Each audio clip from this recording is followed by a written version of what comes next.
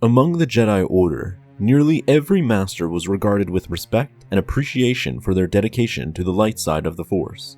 But there was one Jedi Master that was pretty infamous within the Order, to the point where she was straight up disliked by many on the Council, and even had some of her fellow peers talk negatively behind her back.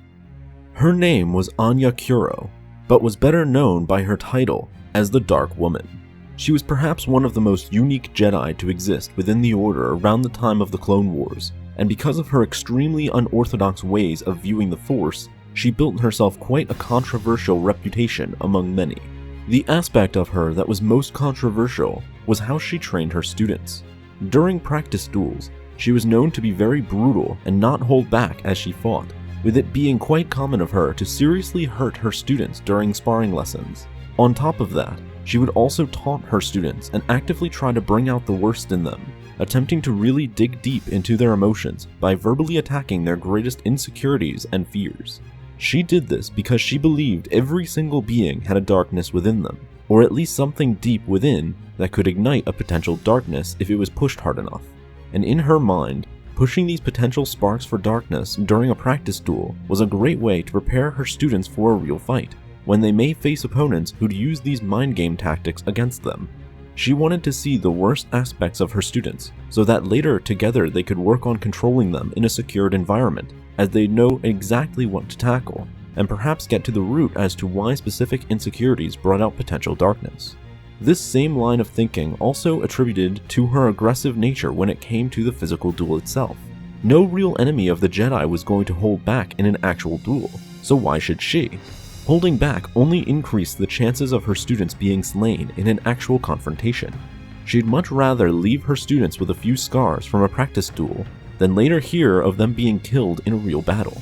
Of course, many Jedi Masters that witnessed her training were often shocked and at times straight up disgusted at what they saw. They believed she was too extreme, later calling her the Dark Woman due to her methods, a title she later accepted and embraced, following her vow to give up her birth name as a means to show her devotion to the practice that no Jedi should have any possession, and for her that even meant giving up her real name. While her training methods were very extreme, the results of them were often quite remarkable, as she ended up producing some of the most physically and mentally hardened knights of the Order. But her record wasn't perfect either, as at least 2 of her students fell to the dark side.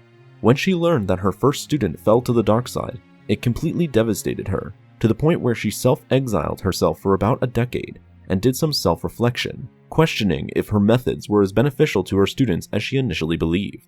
She would eventually return to the Jedi Order and become a casual participant, but remained mostly to herself aside from meeting with Ki-Adi-Mundi, whom she brought to the Jedi Order when he was young.